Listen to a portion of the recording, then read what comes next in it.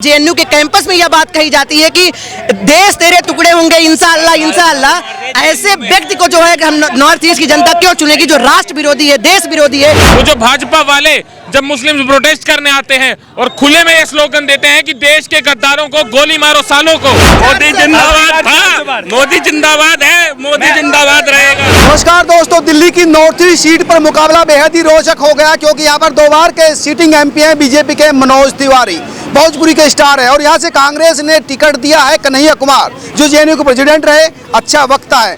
कुछ युवा यहाँ पर है, ये यहाँ एक डिग्री कॉलेज है श्यामलाल कॉलेज, बड़ी संख्या में युवा यहाँ थे। मैं गुजर रहा था, मैंने सोचा कि युवाओं की आवाज देख लेते हैं, वो किस तरफ जा रही है, क्यों जा रही है, क्या इनके मन में चल रहा है। क्या नाम है आपका? सर आदर्श नाम है मेरा। आदर्श जी, बहुत प्यारा नाम है, बहुत अच्छा नाम है। हालांकि आज की सोसाइटी में आदर्श कम मिलते हैं, तो तुम्हारा क्या है, तुम्हारे आदर्श कौन है?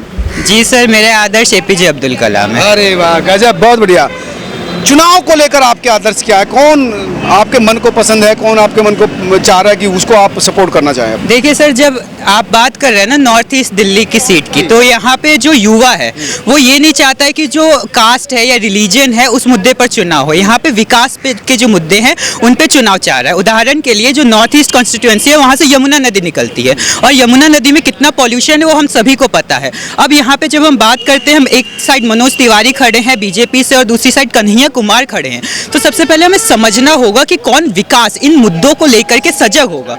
सर मुझे ऐसा लगता है कि जब हम बात करते हैं कन्हैया कुमार की, जो कि आज के डेट में एक युवा नेता है, और युवा नेता जो होता है वो हमेशा ऐसी चीज़ों के बारे में बात करता है जो डेवलपमेंट में हो, जो ग्राउंड रियलिटी को टच करे। अब जैसे कि आम आदमी पार्टी ने बहुत अच्छा कार्य किया है, जो आम नागरिक है उनकी सुख सुविधाओं पे तुम कह रहे हो कि आम आदमी ने काम किया और दूसरी तरफ कह रहे हो कि यमुना साफ नहीं हुई है, तो कंट्राडिक्ट नहीं कर रही है चीजें? देखिए, यमुना साफ नहीं है, यमुना साफ करने के लिए जो इम्प्लीमेंटेशन लाने चाहिए, ठीक है, उस इम्प्लीमेंटेशन में और ज्यादा फ्रीक्वेंसी को तेज करना है। कौन करेगा? सर मेरा जो मत है वो मुझे लगता मत तो है, ठीक है, आप बताइए।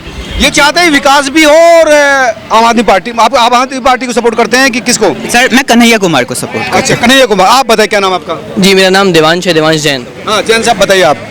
जी, सबसे पहले सर बात कह रहे थे कि एक तरीके कॉन्ट्रेक्ट से आपने पकड़ भी लिया कि कॉन्ट्रडिक्टरी बात कह रहे हैं कि पहले बात करते हैं कि पॉलिसीज कौन बना रहा है, आम आदमी पार्टी बना रही है, इंप्लीमेंट कौन नहीं कर पा रहा, आम आदमी पार्टी कर रही है, और वोट किसको देना चाहिए, आम आदमी पार्टी को देना चाहिए। तो ये गलत हो जा रहा है। मैं बता यूथ है, इनका कहना है कि कन्हैया कुमार को युवा। आपको बहुत एविडेंट चीज बता दो, प्रैक्टिकल एग्जाम्पल से समझाता हूँ किस तरीके से। अभी हम दिल्ली विश्वविद्यालय के छात्र हैं, सभी यहाँ पे अलग अलग विश्वविद्यालय में महाविद्यालयों में पढ़ते हैं हम। तो अभी देखना चाहेंगे, कुछ समय पहले डूसू के इलेक्शन हुए थे, दिल्ली यूनिवर्सिटी स्टूडेंट यूनियन के इलेक्शन हुए थे जो छात्र संघ के। वहाँ पे हम देखते कितने भारी मतों से एबीवीपी विजय होकर आती है। यहाँ पे 4 में से 3 सीट एबीवीपी जीत के चली जाती है, जो कि डायरेक्टली भाजपा की स्टूडेंट बॉडी है। तो ये एक तरीके से लहर दिखा रहा है कि किस तरीके से जो प्रभाव पड़ रहा है भाजपा का। और जहाँ तक बात आती है, आप कहते हैं युवाओं में बीजेपी का लहर है, लहर जा रही है, खत्म हो रही है, बढ़ रही है। और क्यों? एक बात हो रही है कि जब बात आती है युवा की, युवा है, युवा को चूज करेगा। लेकिन जो दिल्ली की पॉलिटिक्स है, जो कि हम बात कर रहे हैं, तो लोकल लीडर के साथ साथ हमें क्या देखना होता है, जाएगी खा ले उसको।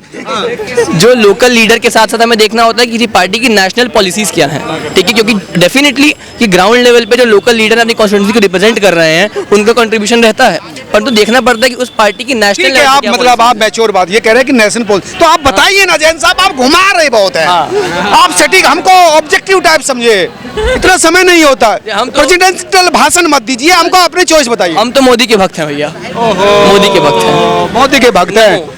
2 बार के सीटिंग के काम से आएगा तो मोदी ही आएगा। जो चोर है वो तो जेल में बंद है। चोर फिर कौन है चोर? अरे जब सुप्रीम कोर्ट ने बोल दिया, अच्छा लेकिन आ गया लाल सलाम हम कर देंगे अभी। देखिए क्या देखना होता है हमें। कॉलेज में जय भीम, ये तो अरे कल अम्बेडकर जयंती थी ना, तो उसके बारे में तो अभी देखना क्या होगा कि बिल्कुल मोदी जी क्यों नहीं आएंगे, सब काम वही अच्छा कर रहे हैं। क्या गलती है? 10 साल सरकार है, युवाओं के बीच में एबीवीपी जीत के जब आ रही है north campus, south campus, off campus में, तो युवाओं के बीच में जो बोलने की लफाजी कुछ भी बोली जा सकती है। तो आपका कहना है कि बीजेपी अपर हैंड है? बिल्कुल अपर हैंड। आप बताइए, क्या नाम है आपका? जी, मेरा नाम स्वप्निल तिवारी है, मैं दिल्ली विश्वविद्यालय का मास्टर्स का छात्र हूँ, राजनीति विज्ञान का।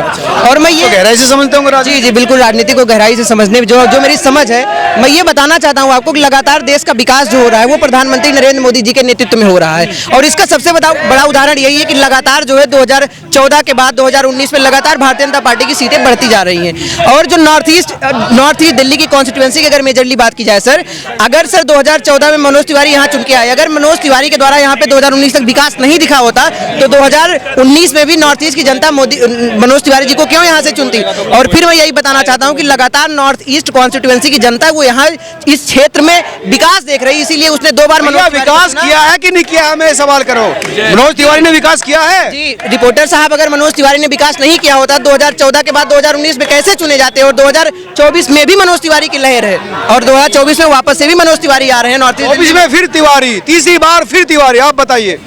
देखिए, सबसे पहले ये कह रहे हैं कि काम देखने को मिला है, तो मैं ये कहना चाहूँगा कि एक एस्पिरेशनल सोसाइटी का सिम्टम्स यही होते हैं कि वो लंबे टाइम तक एक रिप्रेजेंटेटिव को नहीं चुनते हैं।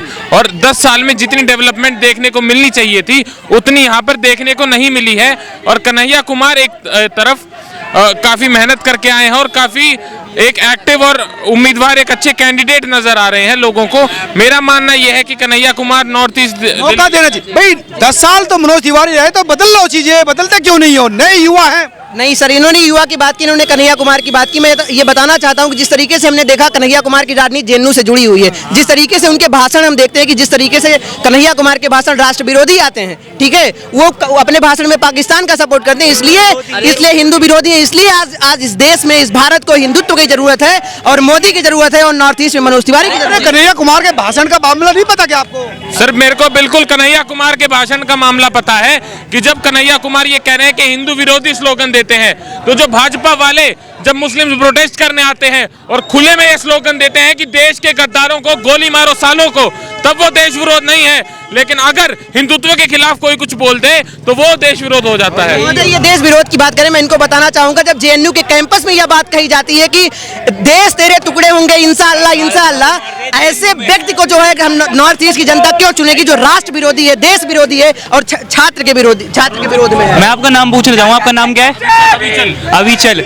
मैं आपको एक कंडीशन देता हूँ, एक जगह 100 मुस्लिम है और एक हिंदू परिवार रह रहा है, और एक जगह 100 हिंदू परिवार और एक मुस्लिम परिवार, क्यों कौन ज्यादा सुरक्षित महसूस करेगा? बताइए यार, ये हिंदू मुस्लिम मत लाइए चीजें को, हिंदू मुस्लिम। मैं सीधा कहता हूँ, अगर कन्हैया कुमार अपने आप को सेकुलर बोलता है, वो एक आतंकवादी को सपोर्ट कर रहा है, कह रहा है हम उसके कातिलों को फांसी पे लटकाएंगे। भाई तू लटका के दिखा, हम कह दे तू लटका के दिखा। युवा तो हम हैं, चुनेंगे तो हम चुनोगे आप, तभी तो आपसे सवाल है। हम देखते हैं ना कन्हैया कुमार कैसे आता है भाई। एक इलेक्शन लड़ रहा भाई। मैं एबीवीपी से कैंडिडेट हूँ, बीजेपी की स्टूडेंट ऑर्गेनाइजेशन से, ठीक है। मैं जानता हूँ बीजेपी ने क्या काम किया देश के लिए। मोदी घर घर मोदी, मोदी जिंदाबाद था, मोदी जिंदाबाद है, मोदी जिंदाबाद रहेगा। मैं आपसे एक सवाल पूछता हूँ डायरेक्ट, क्या आपने विकास अपनी आंखों से नहीं देखा? नहीं, हम इसमें पक्ष नहीं बनना चाहते, आप बताइए। मैं पक्ष नहीं बोलता। एक तरफ आप 70 साल रखिए, क्या विकास है, गिनाओ तो सही, दिखाओ तो सही यार। मैं गिनाता हूँ विकास, आपको गिनाता हूँ। मैं 5 काम गिना दीजिए। आपको 5 काम बनाता हूँ। 1990 में राम मंदिर का मुद्दा उठाया था सुप्रीम कोर्ट में, ठीक है। पहला विकास जो हिंदू के पक्ष में, वो मैं सारे काम गिनवाऊंगा। फिर वो हिंदू मुस्लिम विकास की बात करो। राम मंदिर विकास के काम में नहीं आता। आपके राम मंदिर 1000 लोगों को एक चंदा नहीं मांगा किसी से, चंदे से पूरा मंदिर बना है। किसी से सरकार ने पैसा दिया? आप बताइए। ठीक है, राम मंदिर हो गया। मैं गिनवाता हूँ काम। दूसरा काम, देश की अर्थव्यवस्था पहले कितनी थी और अब कितनी है? 2, ठीक है। हर गरीब को खाने में राशन मिल रहा है, ठीक है। भाई तू गरीब है, तू गरीब है। 3 हो गए। 3, ठीक है। चौथा, भाई किसी गरीब के पास पहले रहने को घर भी नहीं था, ठीक है। जो 5वां आवास योजना, उज्ज्वल योजना के तहत सबको गैस सिलेंडर मिले हैं। तो 5 काम इसने विकास के गिना दिया। आप बताइए। सर, जो इन्होंने बोला कि हिंदू लोगों को भड़काया जा रहा है, तो सर वैसे ही शाहीन बाग में 2019 के जब इलेक्शन हो रहे थे, तब अमित शाह ने एक स्टेटमेंट दी थी कि यहाँ वोट ऐसे डालो कि इसका करंट शाहीन बाग के मुस्लिमों तक अपील होना चाहिए। करंट और शाहीन बाग, ये चीजें बीजेपी धार्मिक विभाजन क्यों करती है सोसाइटी में? और सर इन्होंने काम गिनाए, तो सर काम में ये भी गिना दो सर, जो पर कैपिटा इनकम है वो बांग्लादेश के कंपैरिजन में आती है हमारी, ना कि यूके यूएस के कंपैरिजन में। तो हमें पर कैपिटा इनकम में काम करना चाहिए सर। और इन्होंने बोला कि उज्ज्वला योजना, सर तो गैस सिलेंडर मिल गए, पर गैस सिलेंडर में रिफिल कितने लोगों का हुआ? रिफिल कराना इतना महंगा है, तो रिफिल कैसे कराया? आप उसका जवाब दीजिए। ये कह रहे हैं कि गैस सिलेंडर महंगा है। भाई खरीद के देखा है? पैसे कमाए हैं कितने कमाए बताइए आप, बताइए। गैस सिलेंडर का रेट बताओ मुझे आज के टाइम पे क्या आ रहा है? क्या 805 है? 805 है। क्यों है 805? तो चुनाव से पहले घटा दिए ना। आप ये बताइए, आज हर ऑटो ड्राइवर के पास स्मार्टफोन है हाथ में। एक टाइम पे किसी के हाथ में फोन नहीं था। भाई जब रोजगार बढ़ेगा, लोगों की कमाई बढ़ेगी तो महंगाई नहीं बढ़ेगी। एक सीधी सी बात है। भाग गए बहन, लो भाग गए, लगा लो, डिबेट करा लो। आप बताइए जी माहौल है चुनाव का। जी माहौल का, चुनाव का माहौल तो बहुत अच्छा है और पक्ष भी मेहनत कर रहा है, विपक्ष भी मेहनत कर रहा है और ये तो डिसाइड अब जनता को करना है कि कौन जीतेगा, वो तो जनता को डिसाइड करना है। जैसे आप भी तो युवा है, क्या नाम आपका? मेरा नाम हिमांशु। क्या माहौल है यार इधर का? मैं दिल्ली से तो हूँ नहीं, मैं बाहर से आया हूँ पढ़ाई करने, लेकिन मैं ये ज़रूर कह सकता हूँ कि आजकल जो चुनावी माहौल है वो डेवलपमेंट के बेसिस से हटकर रिलीजन बेसिस या कास्ट बेसिस ज़्यादा हो चुके हैं। आज के युवा को आप पूछोगे कि अगर तुम्हारे लिए क्या किया है तो उनके लिए नहीं पता, बस इतना पता है कि हाँ इन्होंने ये बनाया है, ये किया है, लेकिन उससे कितना हमको फ़ायदा हो रहा है आपकी पसंद कौन सी पार्टी है? देखिए, पार्टी की बात जैसे आती है तो आप जैसे आप कांग्रेस की बात करते हैं तो कांग्रेस ने 70 साल इस देश पे काम किया, लेकिन वो डेवलपमेंट आज दिख के नहीं आ रही है। लेकिन उसी बात नहीं आ रही, क्यों नहीं आ रही वो डेवलपमेंट दिख के? ये बताओ ना भाई। देख, ये कह रहे कांग्रेस का डेवलपमेंट नहीं दिख रहा। क्यों नहीं दिख रहा, वही तो मैं जानना चाह रहा हूँ। भाई कांग्रेस का एक ही मोटिव था, खुद भी पैसे कमाओ और हमें भी कमान दो, सीधी सी बात। मेरी बात सुन भाई। आप भाजपा की बात देखेंगे तो आज भाजपा में लोग कहते हैं कि अनसंवैधानिक चीज़ें ज़्यादा हो रही हैं। आप बताइए, आप बताओ कुछ कहेंगे क्या? किसके सपोर्ट कर रहे हैं? मैं बीजेपी सपोर्टर हूँ। ये थी उन युवाओं की आवाज जो नॉर्थ ईस्ट दिल्ली के शामलाल कॉलेज में पढ़ते हैं। इन्होंने बताया कि इनके मन में क्या चल रहा है, कन्हैया वर्सेस मनोज तिवारी को लेकर ये क्या सोचते हैं। आपने समझ लिया होगा और देख भी लिया होगा कि इस सीट पर मुकाबला बहुत ही कड़ा होने वाला है। आप तमाम लोग क्या सोचते हैं जरूर बताएं। नमस्कार।